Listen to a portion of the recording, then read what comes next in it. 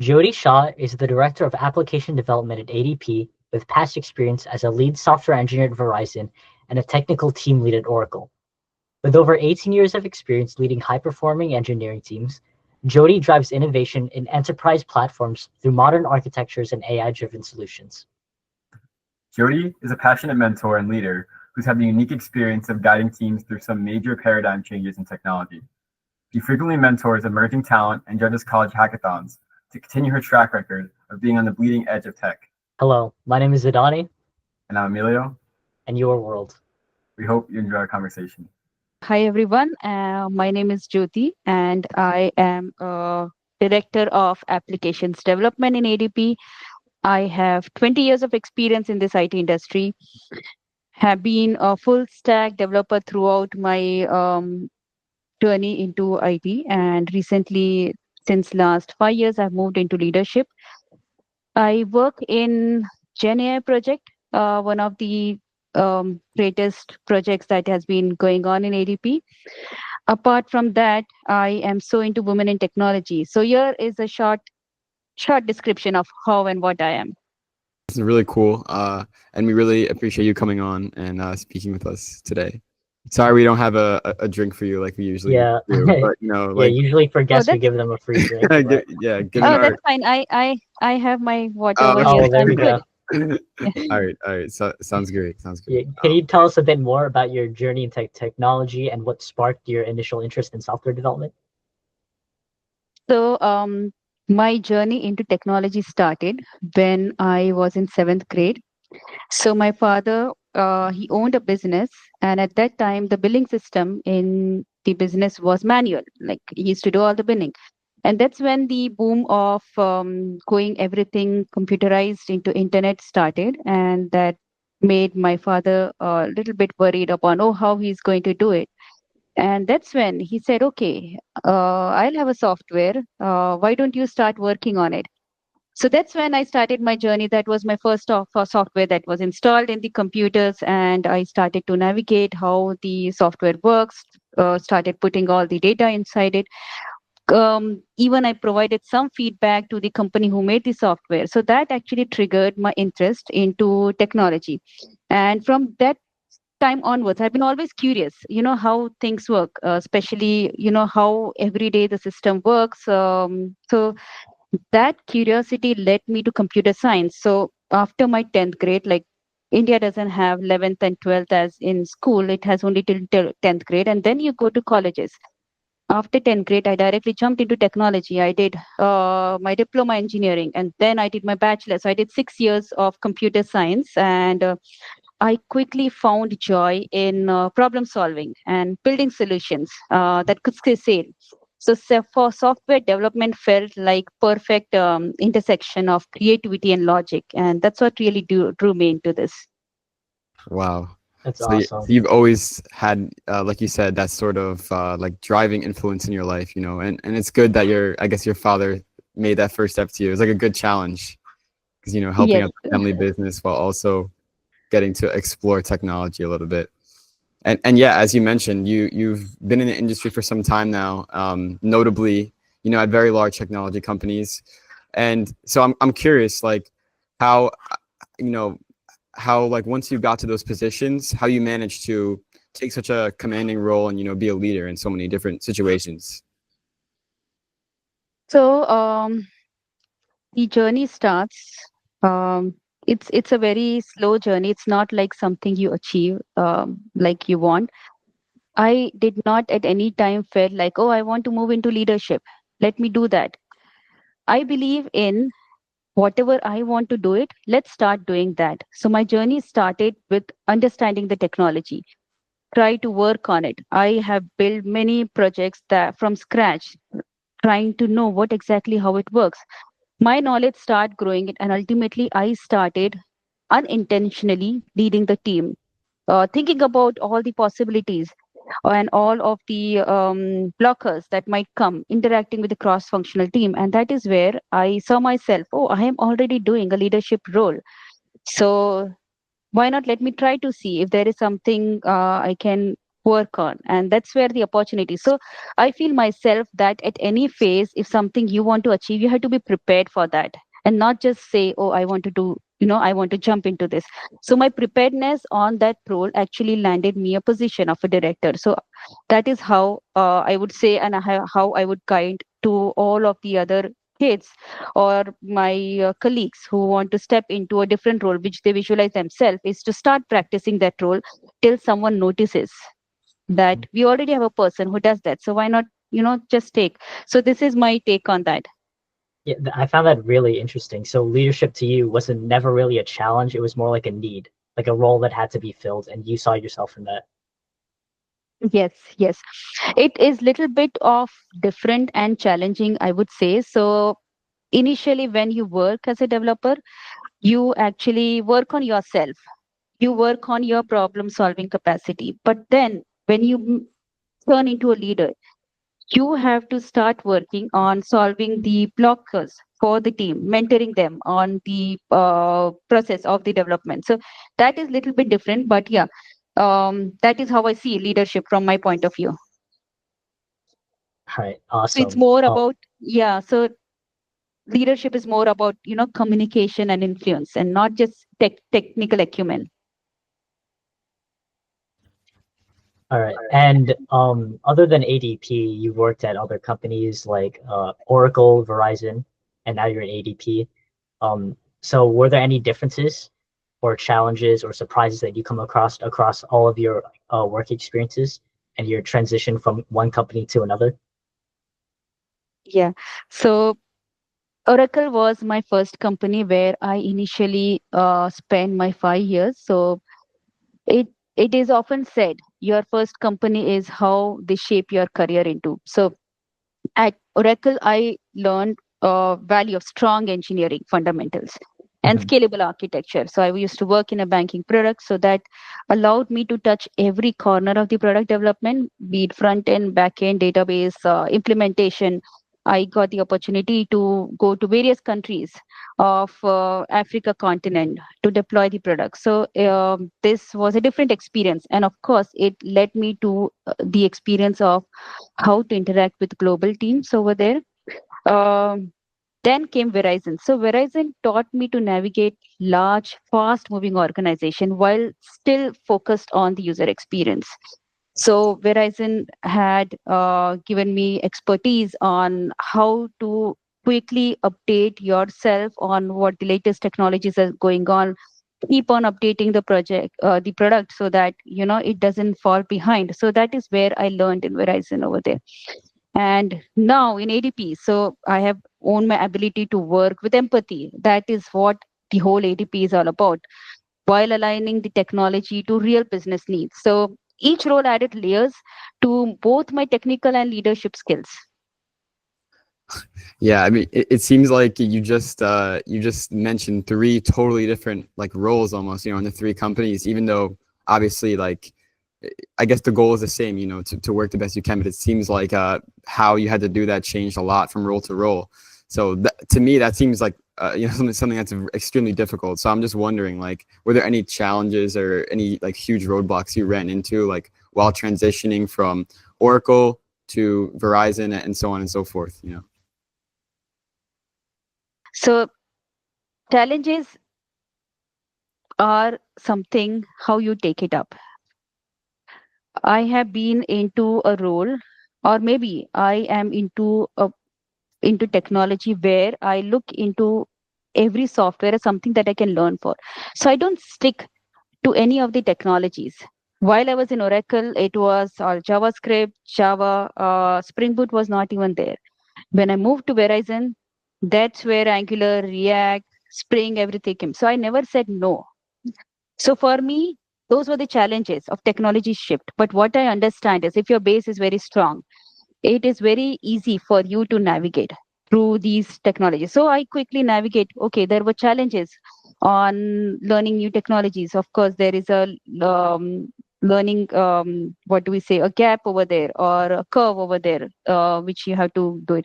And then when ADP came over there, so there was a shift from being a problem solver to enabling others to solve the problem. So the main shift which truly defines like when you move to the leadership role. So these are some of the challenges that I would say. Leadership, of course, has its own challenges when it comes to navigating the blockers, making sure the team is not blocked, giving them proper guidance, making sure they have clear visions on what needs to be done from the leadership point of view. I'm Yeah. a bit curious. Ever since you transitioned to more of a leadership role at ADP, I Hmm. was wondering if you kind of like miss like being in a more technical position, and Yes. getting to work directly with the code base. Is that something you miss at all, or? So I totally agree with you. Of course, I have missed being working into technology, but that doesn't mean that I don't code. So what I have done is to keep myself up to date with what's going on. Is even though I'm a leader, I do have the code installed in my laptop. I go through it, but that's just looking into the code, not developing something. So I engage my time outside of my work to other activities which involves me to do coding. I do a lot of volunteer activities as well. So there are some volunteer activities in ADP where I volunteer for conferences where they need the portal to be there. So I was like a developer for them.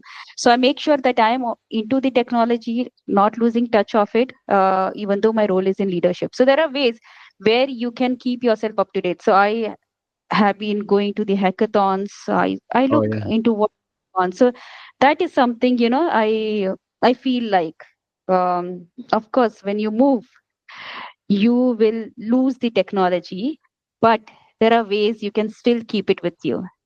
Yeah, and like you said, what originally even made you want to do all of this was being creative and problem solving. So you don't want to lose that. And I'm glad that you said like that you mentioned, going to hackathons and things like that. I think that's a great way to. I know personally, like whenever I finish a hackathon or any type of conference, like I feel way more like motivated, or like I kind of am reminded of why I'm doing what I'm doing, why I choose to study this. So I love that. That's correct. Yes. And just to share my experience, so I have been into hackathons because this is a New York Tech Week. So I've attended almost two hackathons, I guess three hackathons where I was a judge, and it was such a mesmerizing experience for me where because of AI, technology is not a barrier. um, the teams that were part of the hackathon, the girl that who won the hackathon, she was not into technology, but because of the tools of the AI, she was able to make a tool which the nicest idea anybody could have. So I learned out of this. So this is something new I learned this week. Okay, you don't have to be a technologist now when AI is there. Yeah, absolutely. Yeah, and it kind of brings up like the topic of where all the good ideas are, like where all the good project ideas are, and Yes. it's I I don't. This is probably not like 100% true, but the areas in tech, where all like the computer science people are, all the people that know how to code, all the tech savvy people. It's very oversaturated in terms of project ideas.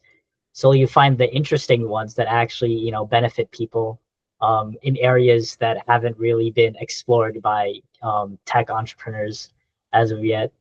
I just find it interesting because like now people that aren't really that don't know how to make an app, but have a really good idea because they have experience in this area that have been working. Like for example, like a hairdresser, like it, they could address like the needs that they have that wouldn't have been like noticed by like somebody in computer science by making an app. And I just find that super cool.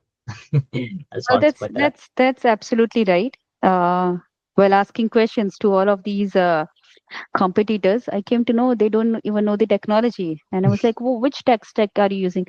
Oh, I don't know. There's a lovable app that we use to make this. And I was so, okay. I didn't even know because I'm so into technology. We don't think, something like that. But people who are not into technology have the ideas, now have their gates open where they can actually share to the world on what they want to do. Yeah, Yeah. that's it. And what do you think of like what do you think for the future of like technical roles then if non-technical people can already win hackathons?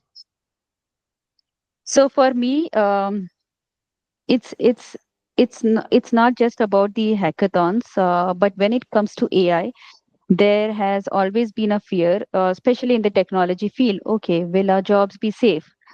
And this was the mindset maybe like few months ago, if I would say. But with the tools that are coming in the market, with now the technology people using those AI related tools, it has become very clear that we AI is not replacing us. Mhm. We are using AI to solve most of the challenging things that can be fastened. So it's not that your job will be unsafe, but there are things we need to train the AI. That is where technology will come. There is somebody behind the AI who keeps on training it. So it's not that AI is going to be what do we say, a challenging part for the technology people. Yeah, and a super, since we're on this topic, I think we have to mention like pivoting, and it's you kind of mentioned, you briefly mentioned it earlier, that like you said, even though you never thought you'd be ready for a leadership role, you still felt like you had a strong base knowledge, and that's what helped you, Yes. transition and pivot to all these different roles. Like even though you weren't necessarily specialized in there, you learned when you got there because your base was very strong. So I'm curious, like, do you think that this is something that is still valuable today? Like that, kids and students rather our age need to have that strong base, even in the age of AI, and how valuable is that, like, for a career? So that's a very nice question, and I would like to tell it like a storyline. So I am actually a mentor in one of the organization where I do free mentoring, and then one day I got my calendars booked with one person asking that she wants to navigate the career from back into front end, and I was trying to give my experience very technology wise of how you should be navigating from back into front end, on what all courses you need to do, how you need to shift it, some guidelines over there. And then I suddenly heard that he actually does the project with the use of AI. Then I said, okay, do you actually do that? Like, I am surprised. And he said, yes, but I don't understand what AI has generated. So for me, even though AI is helping to generate something, there needs to be always a human in the loop to verify. And it is always there. We cannot trust what AI is doing. So for you to actually understand what AI has done, whether it's right or wrong, you need to understand it. You need to have a strong technology base for it. So you cannot just trust the AI. For example, in day to day things, you might ask AI to write an essay for you because you're all from the college. You might ask them. You cannot just submit it like that. You will do the proofreading, and you won't understand unless you know what you are writing for. So same applies to technology as well. So to answer a question, do we need to have a base? Yes, of course you need to have a base to make sure what AI is doing. AI is just helping you to speed up. It's not replacing you. And then the thing is, the next question that you asked, Miss, how was it related to leadership? Like how being into the technology field is helping me to be a leader? I guess that was Yeah, something you asked for me. yeah. I guess how important. I think, yeah, I think I definitely agree that it is important. I guess how important has it been for How you? important? How has it helped you Yes. in your career? Yes. So for me, I have navigated from being a developer to the leadership, and coming from the development background, I understand what are the needs of a person who is developing that the manager needs to look into. So now when I turned into a leadership role, it helps me to guide the team members on solving some of the blockers.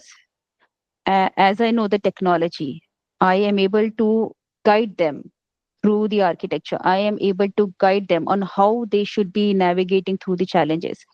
I am able to justify the efforts that are put into it.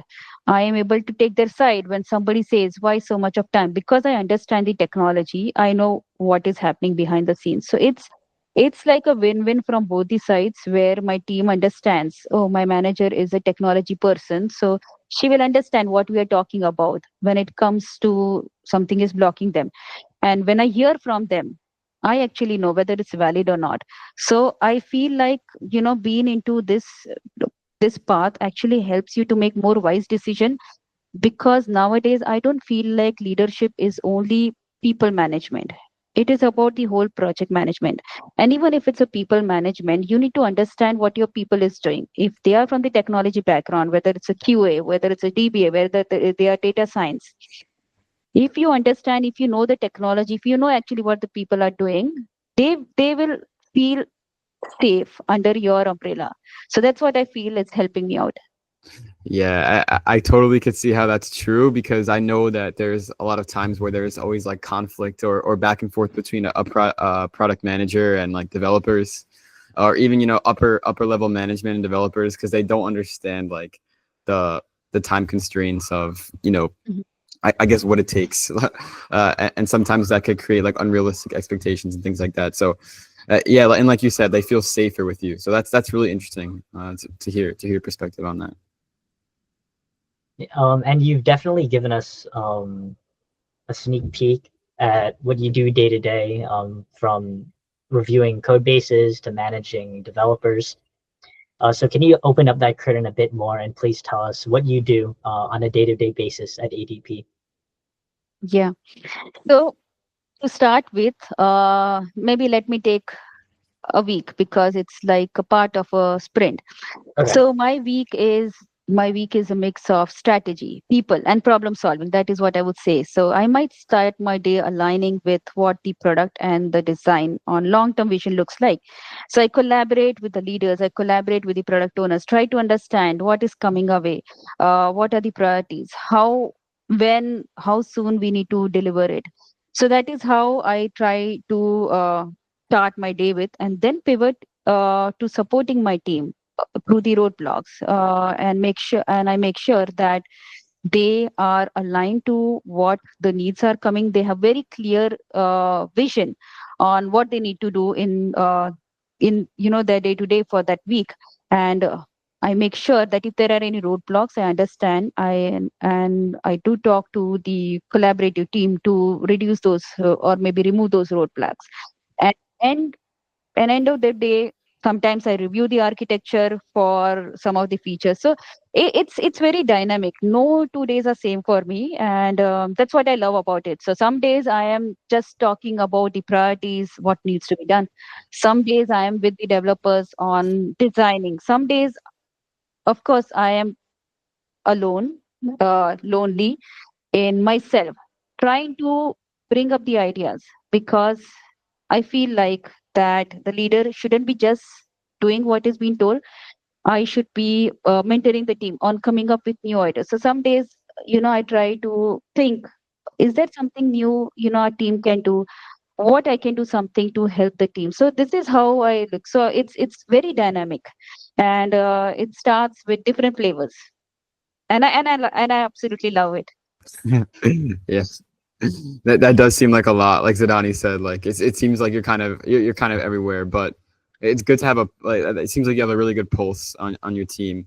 And I'm curious, like, how does it change when things are busy? Maybe if you're about to ship something, as an example, like the week before you're about to, release a product or begin a new campaign, or just during downtime when you're just working, as normal. Do things ramp up a lot, or is it not too extreme? Some days turns out to be very busy if we have to deliver something which we had committed on. So looking into whether what all the pieces that we need to develop, are they in place, are they in QA, what is blocking them, and why are we not moving fast? And if everything is moving fast, it's okay. So uh, all my attention go over to when the release comes near, just making sure that all the support is provided and we do a quick release that time. Some days it might be slow. That is the time for me to think about what new things. What are some experiences that we got when we delivered something last time? Do we need to improve? Do we need to improve our performance? Do we need to improve our code quality? So those are something, some days that goes when the days are little bit slow for me. So these are two type of days. There are other days as well, where there are just meetings talking about what we need to do for something which might be coming to us after 3 months. Okay, nice. And I'm still surprised, like, despite your full-time job, you still find the time to do like volunteering opportunities and hackathons. And for example, recently you did the Thrive for Success event, right? Yes, yes. Yeah. So as I Sorry. mentioned, no, continue. Yeah, I was just gonna ask, like, how was the event, and also what motivates you to dedicate your time to events like these? So my journey has, it's not like my journey was simple and I could do whatever I want because I had the knowledge. Of course not. I have and had mentors that guided me through this journey, and I got a lot of learning for them. So now it's time for me to give it back. And this is where it comes from. I I really like to give back. I really like to mentor. I really like to take part in all of these events. So there are different volunteering committees in ADP, and there are different business resource groups. So one of them is International Women's Inclusive Network. So I've been an active leader in that group, and that opens my door to mentoring all the events that happen. So Dress for Success was something that I attended for the first time, and I was surprised on the support that the women gives to the other underprivileged women. So that led me to do more. Um, and then comes the hackathons. So ADP proudly sponsors hackathons in multiple colleges of the NJ state, and this is something I would like to give back. I would like to volunteer the kids over there on how good it would be if they also move into technology. It's not something like, other fields are not good, but I want to mentor them. I want to motivate them. And it can only be done if we show our presence over there. So that motivates me to go to different places. I have my weekends booked over there, and it really makes me happy. The other thing that I feel like, because I have my daughter, she's in 10th grade, and I want to show her what technology is all about. So that also motivates me to, do all of these mentoring activities. That's awesome. Were there any specific events that you fondly remember that you've attended during your volunteering? So Dress for Success was one of them that I attended, and we had some great leaders speaking over there. So it was a very nice experience for me. The others were the hackathons that happens in NJIT Rutgers and the Quack Hack that happened in the Stevens. I do remember them. I like them a lot. It is such a good experience to see all the young minds sitting over there. Something that I haven't done when I used to study engineering. So I really like all those events. And the recent one, I went to New York City for the hackathons, and it was like seeing different people from different backgrounds working on something that they're really passionate about. Yeah, that's what makes it special, I think, too, is just everyone coming together for an event like that. And it's great that, like Zidanni mentioned, it's great that you love to do that type of stuff. And another thing that like Zidanni mentioned, I don't see many people who are in your position, executives and leaders, really taking that step to be mentors. That's not to say that they don't want to. Maybe they're too busy or things like you or things like that. But I really appreciate how you take the time out to do things like this with us and go to hackathons and do all that great stuff. So I guess what would your advice be to other leaders like yourself to go give their mentorship to students like us? What would you say to them?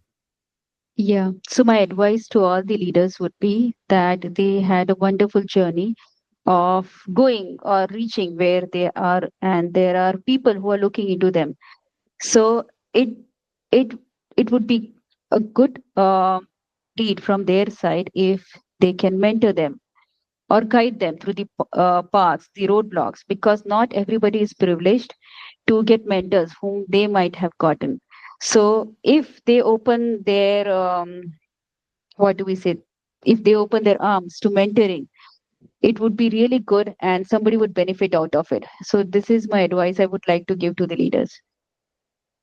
It's great. Awesome. Out of all the things that you've done so far, throughout your entire career path, what are you the most proud of accomplishing so far? I have really sweet memories of something that I built from scratch when I was a developer, when I was an architect, and I really cherish it when I speak to other developers. It's because when you are in your journey of doing development, you might land up into a firm where the product is already developed, it's well established, and you don't get to know much thing about it. I had the opportunity to do that not once, twice, but thrice, where I was thrown into the ocean. This is what you need to do. There is no chief architect. That is what opened my vision. I started talking to different leaders, different chief architects on how I can achieve this. That actually led me to a different world on how things work. Very simple thing. Oh, what does this library do? Why I should be doing that? So that is something I really cherish. I'm super proud of that I have built something from scratch involving all the latest technology, getting the approval of all the chief architect, and that actually motivate me to more talking to other peoples because I felt like there are there are so many people around you. You just have to ask them. You just have to knock their door, and they will help you around. Nobody will say no. So these are something I always cherish. Maybe when I get more time, I can give you more details on that. Yeah, I'm Yeah, sure you still have more to come. Like that. it, But that is a great story. it makes a lot of sense that as a leader, your the accomplishment that you're most proud of is a project that you had complete agency over. And you were just basically, in your own words, thrown into the ocean, and you had to do everything yourself, from talk to the chief architects to actually building the product. That's very inspirational. Yes. Thank you. Thank you so much, Jyoti. I think Zidanni, are we good? Yeah, I Any have one more questions? question for you, Oh, okay, actually. okay. Sure. Yeah, what are your goals for the future, both professionally and in terms of your contributions to the tech community? Professionally, of course, I want to grow. That is what my next um, vision is. I'm a director right now. Of course, when you are there, you want to grow more. That is where I'm striking. I'm trying to leverage myself on that, working professionally on myself. So that is about my professional goal. The next one that you mentioned is on how I would like to give back to the community. I have started doing a lot of mentoring. I have started doing a lot of judging. And apart from that, I am actually a certified mentor at America Needs You, something that I found out it's a non-profit organization which mentors the first generation of the Americans who are not privileged to know on how to navigate through their career path. So I am super proud that I'll be starting on that journey and I'm looking forward to it. Professionally, I'm trying to write papers on the technology, being part of IEEE organization. So something to leverage myself professionally as well. So that would help me on some technology skills that I might be missing on. So these are some of my goals for this year. That's great. Thank you so much, Jyoti, for taking the time out of your day to have a nice conversation with us. Yes, thank you so much. We really appreciate your time, and we appreciate Thank you you. so much for having me here. Thank you so much for having me here. It's so nice to talk to both of you. Thank you. I'd shake your hand, but I Yeah, can't do yeah. that. We can do a high five. Yeah, yeah. All right. Thank There you. we go. All right. Have a nice day, Jody. All right, have a nice day. You too. Yeah. Thank you Thank so you. much. Bye. Thank you. Bye.